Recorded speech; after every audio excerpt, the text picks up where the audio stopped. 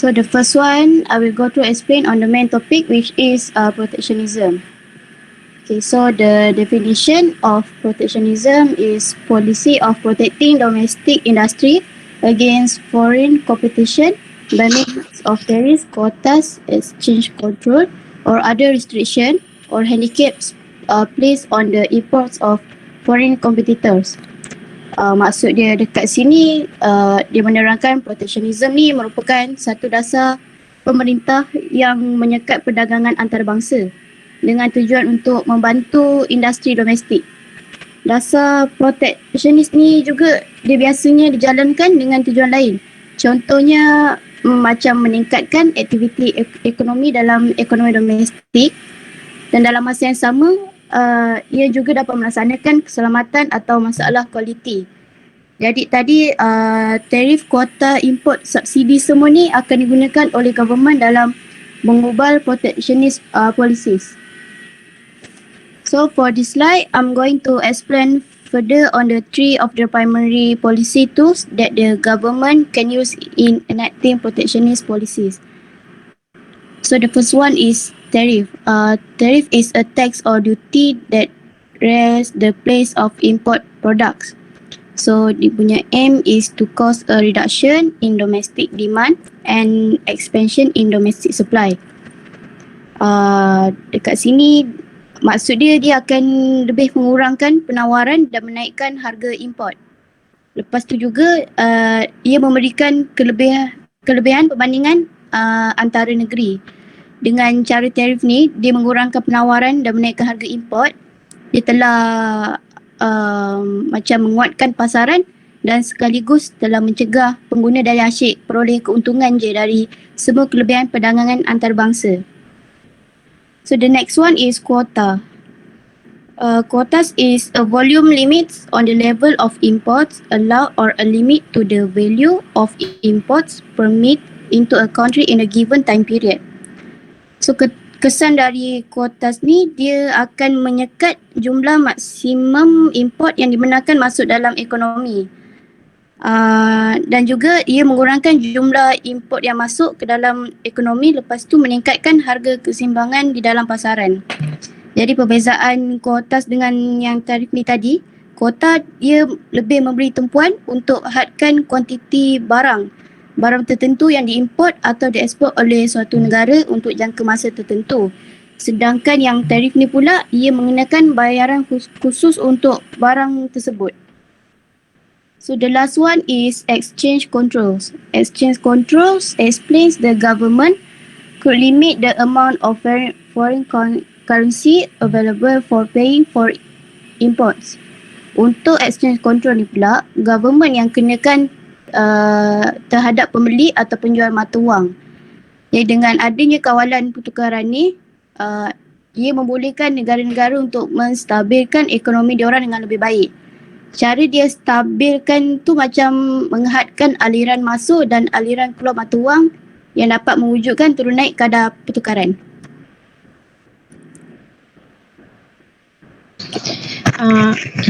Next ialah key argument in favor of protectionism. Kenapa kena ada protectionism ni? So protectionism ni dia membantu untuk protect infant industry. Maksudnya industri yang baru je wujud, baru je form. So it help infant or fledgling industry establish themselves, including achieving economies of scale. So bila industri yang baru ni dia bersaing dengan industri yang sedia ada, yang macam ni cakap. Okay.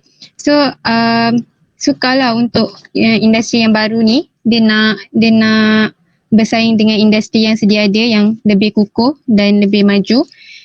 Mungkin sebab industri baru ni, infant industry ni, dia kekurangan teknologi ataupun kekurangan kepakaran daripada segi R&D, research and development.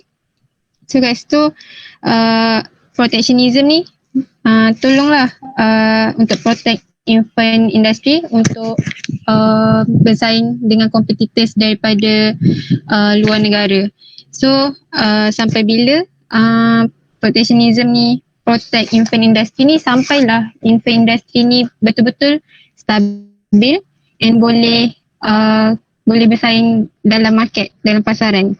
And second is protection of strategic industry. It's protect jobs, skill and capabilities in key industry to a country. So bila adanya protectionism, dia dia dapat protection of strategic industry ni dia dapat protect job, skill and capability in key industry to a country. So kalau negara kehilangan industri penting, jadi kat situ pekerja tak ada kerja, pekerja hilang kerja lah, maksudnya penganggur. Jadi bila pengangguran meningkat, dia akan efek pada GDP negara. Gross domestic profit akan menurun. Next, protection against import dumping. Dumping is a form of predatory pricing which can seriously damage domestic industry. So competitors are looking to offload their spare production in international market at lower price. Maksudnya bila competitors daripada luar negara dia jual barang, produk dia lebih murah daripada domestik punya harga. Jadi orang akan beli luar negara punya produk sebab lebih murah lah daripada domestik kan. Jadi demand untuk beli barang daripada luar negara tu meningkat. So home based industry, maksudnya domestic industry will be out of business, and then foreign company ni dia akan conquer kita punya ekonomi lah, maksudnya dia monopoli macam tu.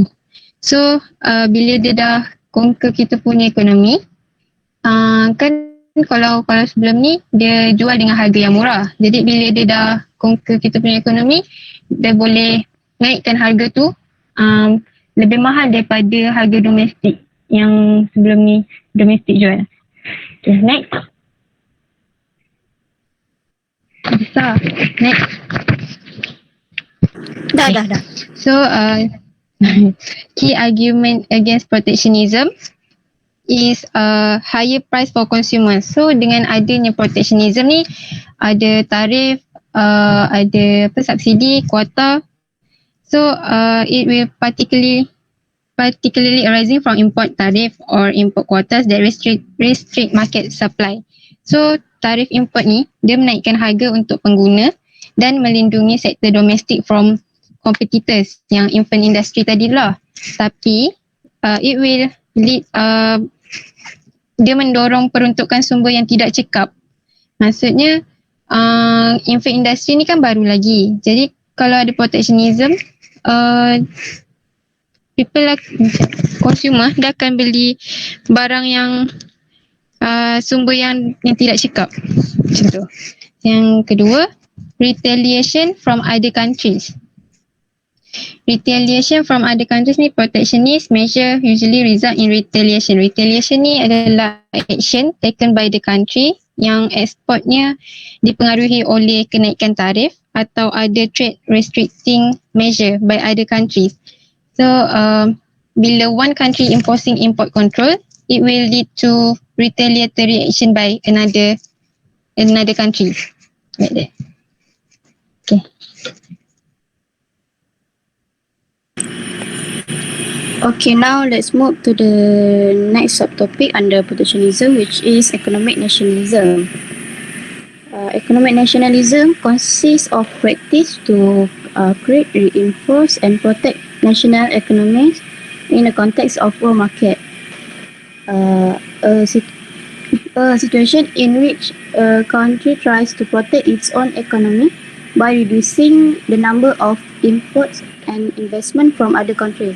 So from the above definition, tujuan utama nasionalis ekonomi ni ialah untuk memperkayakan dan memperkuatkan lagi negara sampai ke tahap maksimum. Cara tujuan dilakukan dengan menerapkan macam yang tarif, subsidi pembangunan yang dirancang untuk mempertahankan sebanyak mungkin kegiatan ekonomi di dalam batas negara. Untuk slide yang ni ada menceritakan sikit sejarah ekonomi nasionalism. National didn't arise until the 17th century. The impetus of crisis after 1929 and its institutionalization after 1945. Next, the accelerating growth of world markets through greater exports undermine the reality of national economies, and this takes us to the period after the financial crash of 2008. Dari sini dia menceritakan yang national economies ni mula bangkit masa abad ke-20. Masa tu pula ada krisis ekonomi daripada gerakan nasional oleh negara-negara yang diperbesarkan.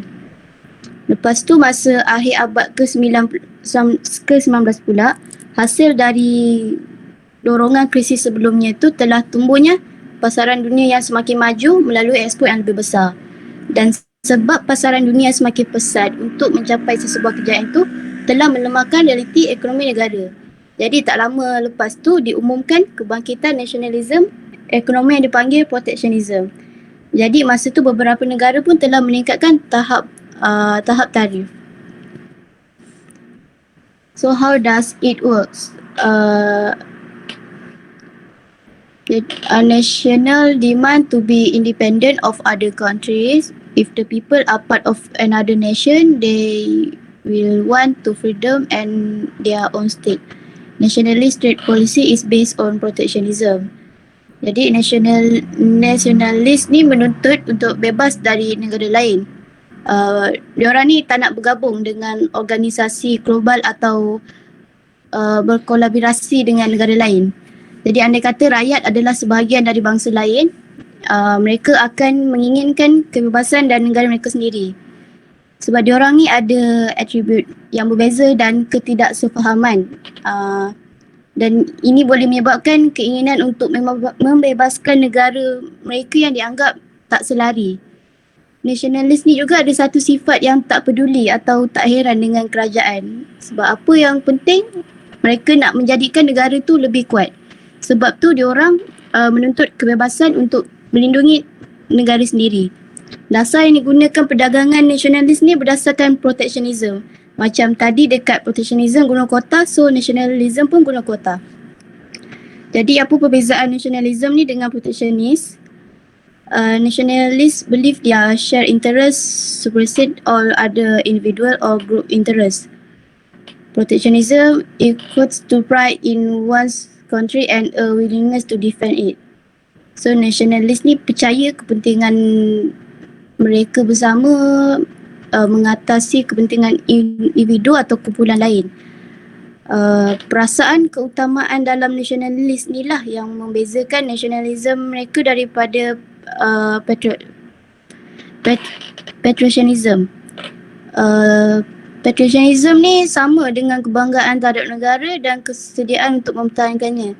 Sebaliknya, nasionalisme ni dia memperluaskan kepada keangkuhan dan potensi serangan tentera.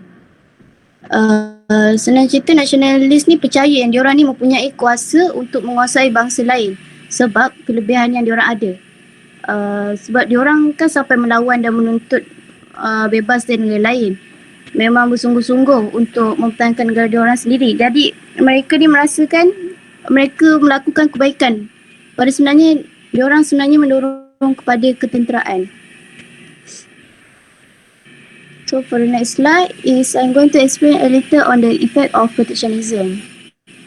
For the positive effect of protectionism is more growth opportunities. Maksudnya dengan adanya protectionism ni, dia memberi peluang kepada industri tempatan untuk berkembang sampai mereka dapat bersaing dengan firma lebih berpengalaman di pasaran antarabangsa.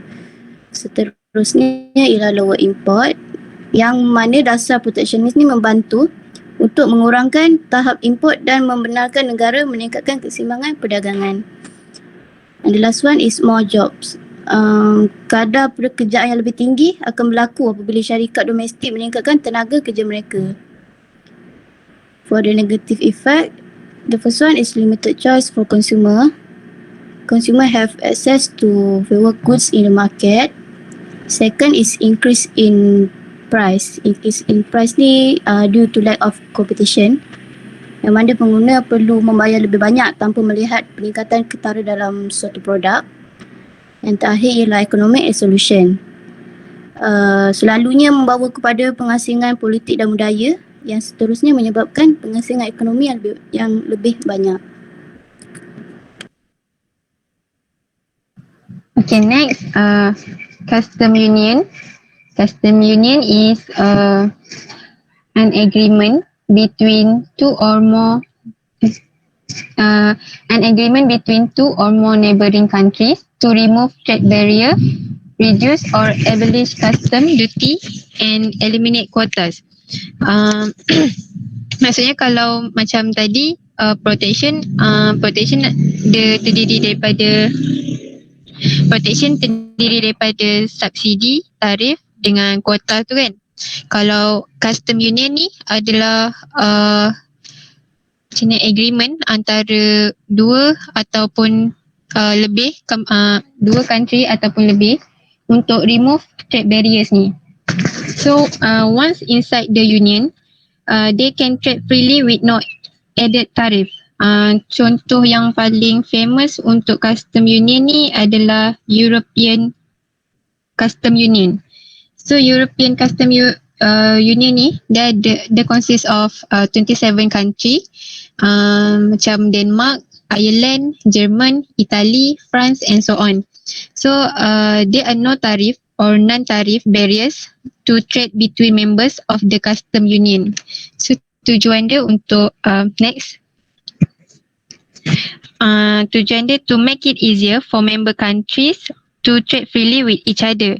The union reduce the administrative and financial burden of barrier trading and foster economic cooperation among nations. So dengan adanya custom union ni, they usually restructure their domestic economy and economic policies in order to maximize their gain from membership in the union.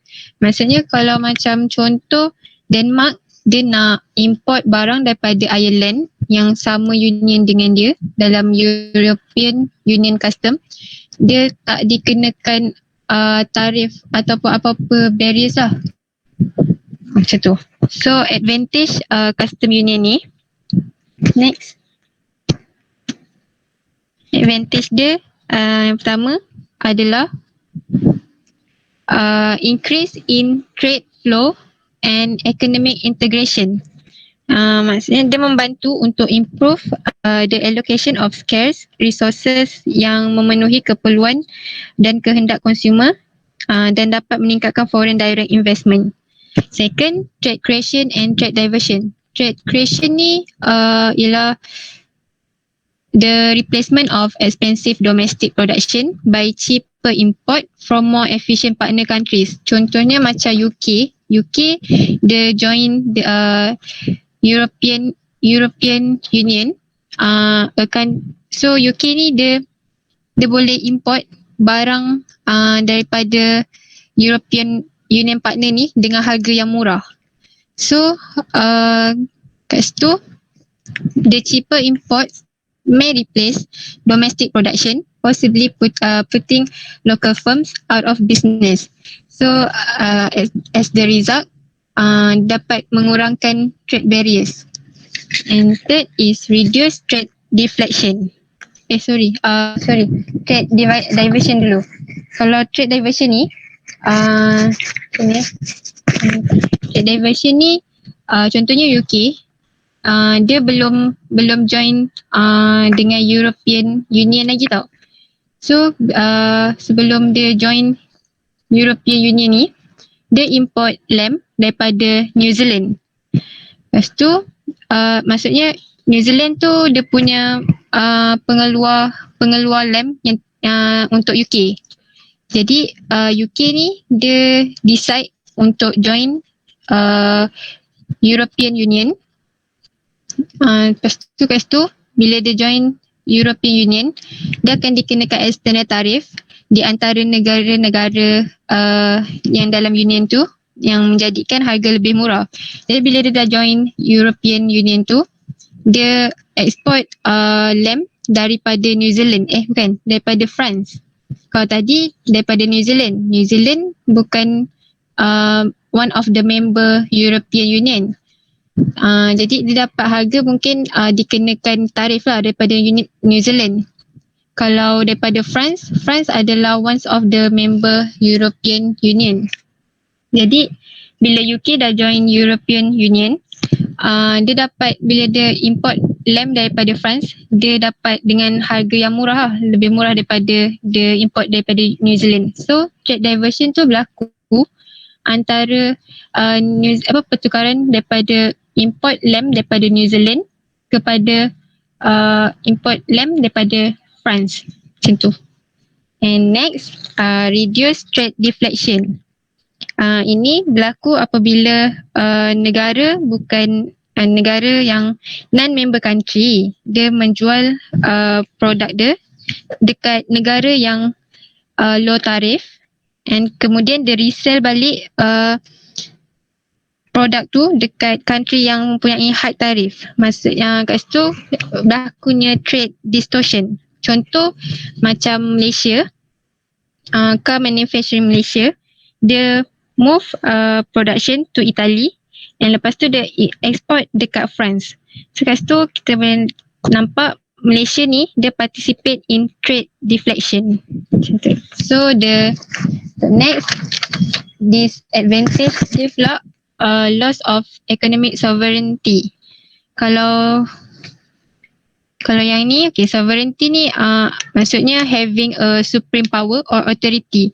Jadi bila adanya custom union ni, member yang join custom union macam European Union ni, dia tak boleh nak not free to negotiate their own deals. Maksudnya contoh macam kalau macam dia tak join, katakan dia tak join European, dia tak join Union ni, so dia boleh protect infant industry.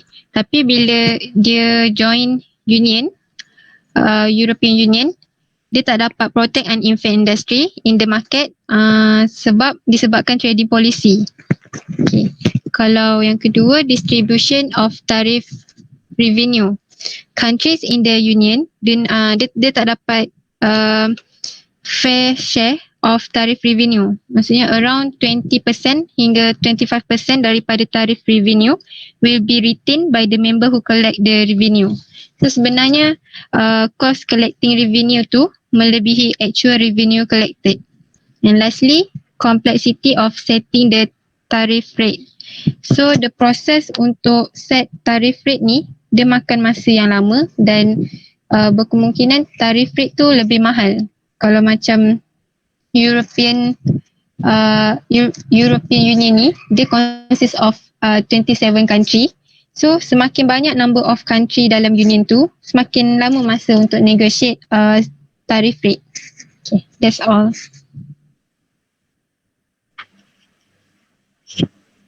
Okay, berkaitan dengan protectionism ni dia sebenarnya kelebihan kepada individu yang terlibat lah. Okay, saya tak pasti kalau awak dah dengar ada beberapa negara yang dibenarkan untuk mengeluarkan cheese, keju tapi negara lain tak dibenarkan, hanya negara itu sahaja. Okay, dengan berbagai jenis cheese, ada jenis, dia macam-macam jenis cheese kan. So negara ni dan negara ni, okay, negara tu yang dibenarkan untuk keluarkan cheese A, jenis A. Okay, yang B pula, okay, ni dengan ni dia dibenarkan untuk keluarkan cheese jenis B. Dan negara lain memang tak boleh keluarkan cheese yang sama. Okay, sama macam apa ni, ada sebab saya tak ingat negara tu sebab saya tengok sepintas lalu, tapi konsepnya sama protectionism. Dia cuba untuk menjaga dia punya authority lah.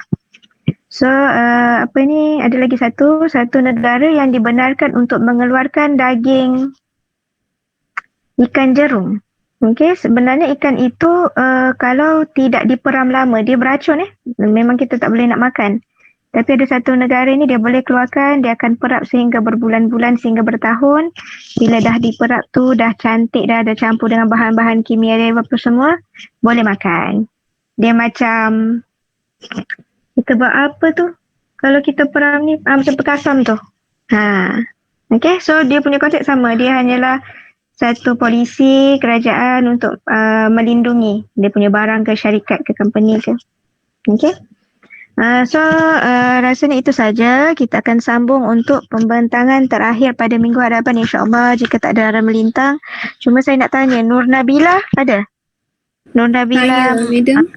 awak tak ada buat pembentangan lagi, betul tak? Betul. Okey.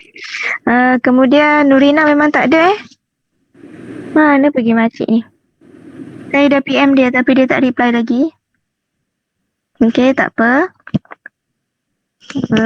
Jangan lupa siapa yang bentang pada hari ini section 3 dan 4 sila share slide grup masing-masing di dalam grup WhatsApp masing-masing supaya saya boleh kongsi dengan grup satu lagi Kemudian nanti saya akan bagi untuk tugasan yang terakhir untuk pembentangan.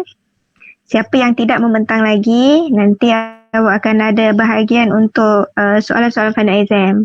Okey, kita akan bincang sama-sama. Ini adalah minggu kelima tak silap saya. Keempat. Minggu berapa dah ni? Okey, kemudian awak akan ada study week pada minggu ke-8 betul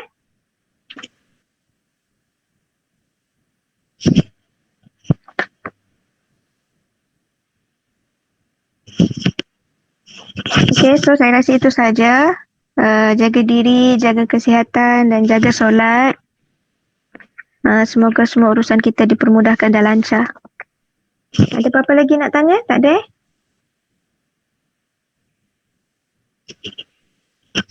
Ada, madam. Tak ada, madam. Okey, kenapa korang semua? Oh, semangatnya dia. Sebab saya nampak section 3 ada 2 kelas hari ni. Section 4 yang ada 3 kelas Betul 3 kelas. Ya, madam. Okay, so pergilah buat apa-apa yang patut, rehat. Saya minta halal kita siap kelas habis awal ni. Buatlah apa-apa assignment awak, apa yang sepatutnya, nak tidur sekejap pun boleh petang-petang ni kan. Rasa itu saja. Assalamualaikum warahmatullahi wabarakatuh. Waalaikumsalam. Thank you, madam. Thank you, madam. Thank you, madam. Thank you, madam. Salam, thank you, madam. Thank you, madam. Senang.